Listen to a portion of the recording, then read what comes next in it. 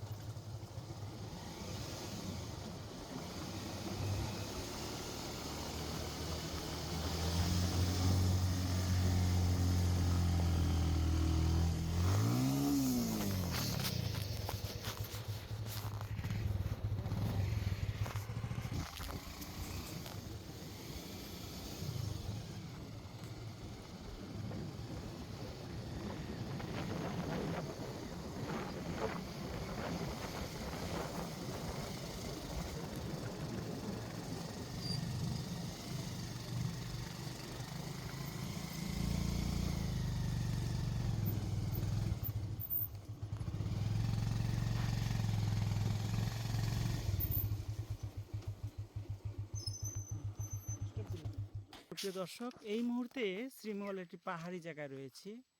আর আপনারা, আমি যে সাইকেলে আসছি সেটা মানে দুর্দান্ত একটি অ্যাডভেঞ্চার ছিল। আর এই হচ্ছে আমার দাদা, উনি পিছনে ছিল। আপনি কি মনে করেছিলেন? আমি তো ভাবলাম হয়তো আমরা উপর থেকে নিচে চলে যাব, কারণ খুব রিস্কি জায়গা এবং খুব টিলা ডাউন, এবং আমরা যখন উঠছিলাম খুবই টিলা ছিল।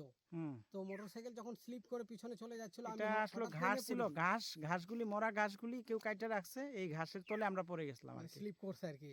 তো আমি নেমে পড়ি, নেমে পড়ার পর আমি সাইকেলটিকে ধরে চেষ্টা করি উপরে ওঠানোর, পরে আমরা সফল হয়। আচ্ছা, আমরা এখন চলে আসলাম পাহাড়ের সামনে। আপনার ভয় হয় নাই তো?